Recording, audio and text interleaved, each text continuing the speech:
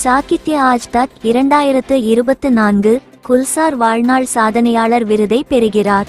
சாகித்ய ஆஜ் தக்கின் 6வது பதிப்பு நவம்பர் 22 முதல் 24 வரை புதுதில்லியில் உள்ள மேஜர் தியான்சந்த் நேஷனல் ஸ்டேடியத்தில் நடைபெறும். பழம்பெரும் கவிஞர், பாடலாசிரியர் மற்றும் திரைப்பட தயாரிப்பாளர் குல்சார் ஆஜ் தக் சாகித்ய ஜாக்ரிதி வாழ்நாள் சாதனையாளர் விருதை பெறுவார்.